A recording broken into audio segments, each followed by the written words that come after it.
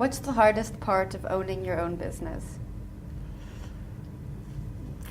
The hardest part for me, and it's also the funnest part, is to see people grow.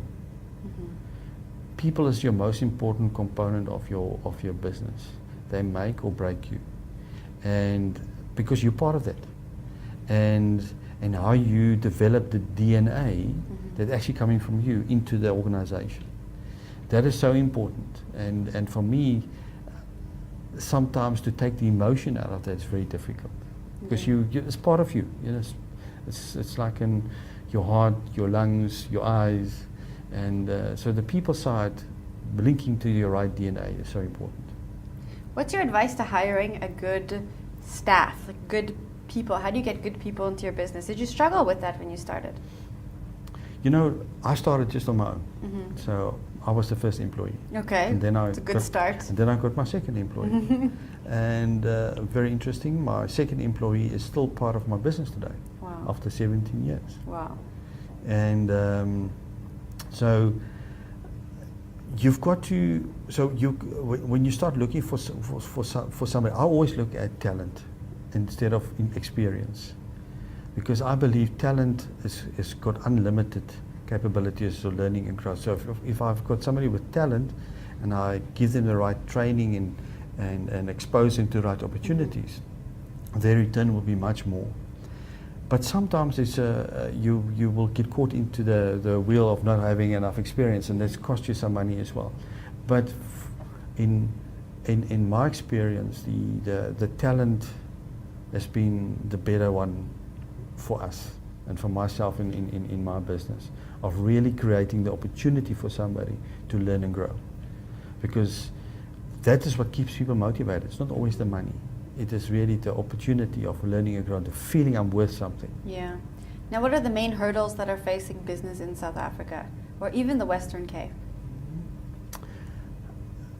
Well, I think sometimes it's the unknown of what's going to happen to the macroeconomic environment. So what's going to happen to the rand dollar or our currency, political stability in our country. Are there going to be legislation that prohibit you from trading or creating your opportunities? How big is the market? So can the market take more?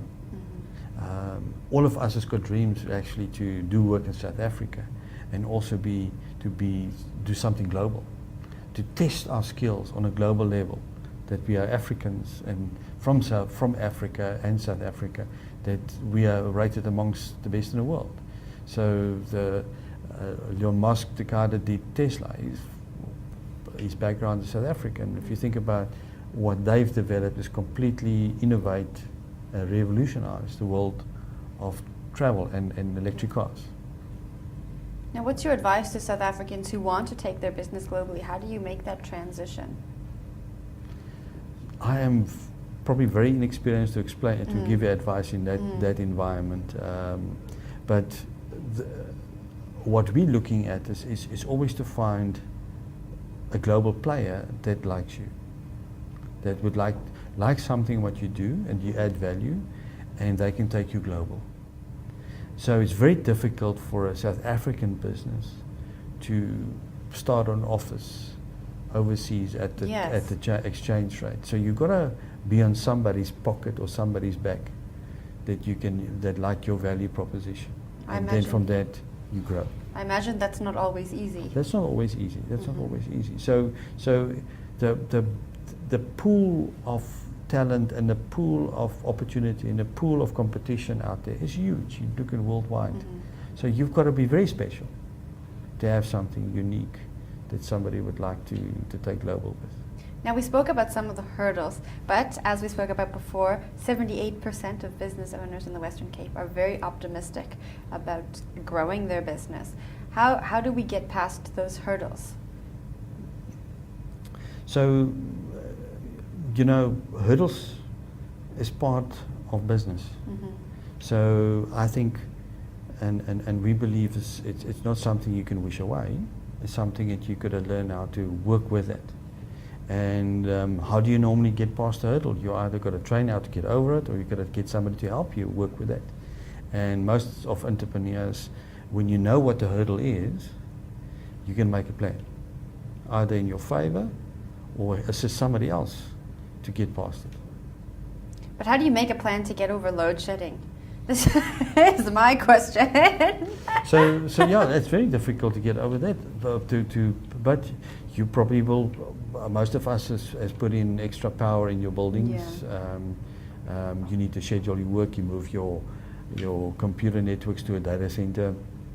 So there's always a way around. So there's always a way around it, but it will come at cost, at a certain price. But you know what? When something like that always happens, it creates new opportunities. Mm-hmm. So you always look for what's a new thing that you can capitalize on that.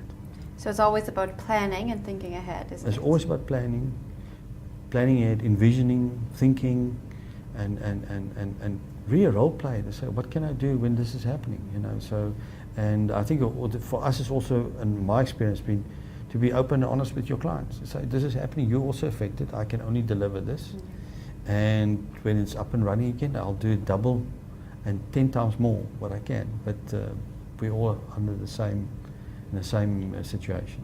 For any entrepreneurs watching this video who would like to get a hold of the Entrepreneurs Organization, how can they do that?